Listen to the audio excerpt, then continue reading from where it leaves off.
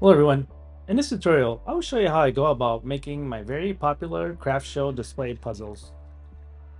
These are always a huge hit at all the craft shows that I've attended. I believe it's due to the vivid colors you can get by using these very cheesy, pre-done large arm tattoos that you can buy on Amazon. Yes, you did hear me right. These are large temporary tattoos. You may have already seen me doing this using print your own tattoo paper with my other craft tutorials I have on my channel. But this tutorial will cover a way cheaper route using pre-printed store-bought ones and how I use the puzzle templates I created for many of these designs.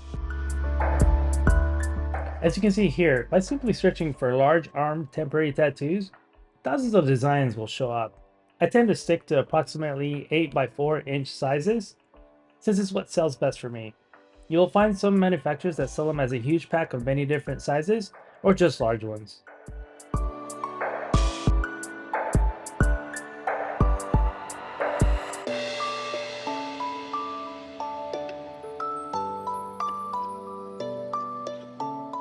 Once you have chosen the wood you want to use, in my case 3mm basswood, it's as simple as removing plastic clear film and applying it to the area that you want to cut out.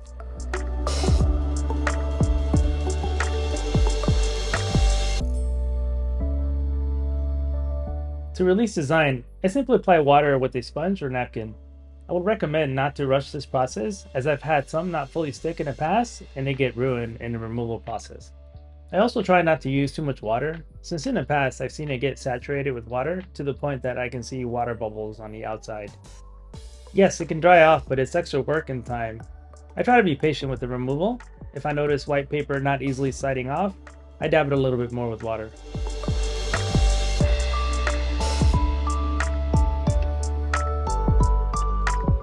Material will take about 5 minutes to dry, as long as I don't use too much water. Once dry, I place material into laser base and clamp it into place. My outdo laser cutter has this snapshot feature where I can take a picture of the material in the base, and then that picture will show up on my design canvas. If your laser machine and program doesn't have this feature, I recommend you to score the outer shape on a material to know where to add your temporary tattoo design. Then you can cut out the puzzle pieces while ensuring material is not removed or shifted during temporary tattoo application. Back to Xtool design software. Once material snapshot was sent to my canvas, I then aligned it to each and every temporary tattoo design I added to my material. You will notice in my template that some are very simple ovals and others are actual outlines of the really neat and popular designs. You will use what makes sense to you. Once you have templates aligned exactly as you want it, a huge pro tip before cutting the template is to run a laser score process with the outer shape of the template. Score process can be sped up and processed at around 10 to 20% power. This allows you to ensure full alignment before running the entire process and also helps with peace of mind. In case you're wondering why there's a random butt and a silly cat in here, on all my material cuts, whenever I have some spare odd-shaped scraps, I usually add some of my famous bread bag clips. These will usually sell out, and it's a bonus for profit. I'll leave a link to the many designs I have on these in the details of the video in case there's something you like.